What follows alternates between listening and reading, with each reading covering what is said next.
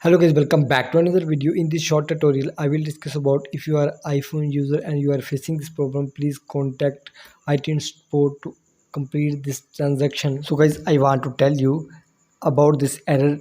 Guys, this error does not necessarily mean there is an error with your Apple ID itself. It could be a temporary glitch or an issue with your payment method. Here are some steps you can try to fix the error on your iPhone or iPad without connecting iTunes Support directly. So guys, make sure you have entered the correct Apple ID or password. After that, open setting application appears on screen. Here is tap on Apple ID name. After that, guys, simply tap on payment and shipping.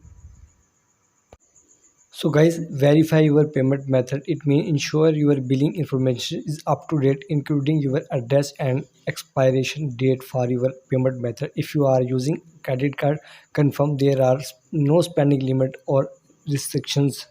So guys, simply restart with power button and with volume up button, and you can slide here, you can power off, and after few seconds turn back in on. Guys, simply restart can often resolve temporary glitches. Perform a regular restart or focus restart depending on your device model. So guys, after this setting, make sure you have stable internet connection because poor internet connection can cause transaction issue. Ensure you have the stable Wi-Fi or cellular connection. Turn off and turn back in off, and you can change Wi-Fi or cellular data.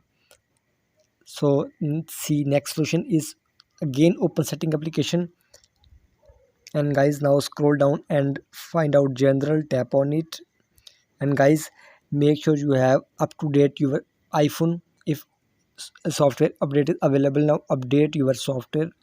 By updating your software, I hope your problem will be solved. And now see next solution, open setting again, and tap on Apple ID name, and guys, sign out and sign in again your Apple ID on your iPhone, on iPad or iOS devices, because guys, this can refresh your connection and potentially fix the issue by sign out and sign in again your Apple ID on your iPhone. If guys, all these methods not work, you have connect your applesport.com, open Safari and search here applesport.com and discuss the problem that Apple Sport team. Guys, if you to do the setting that I have told you, then your problem will be solved by this setting. Please like my video, subscribe to my channel for the latest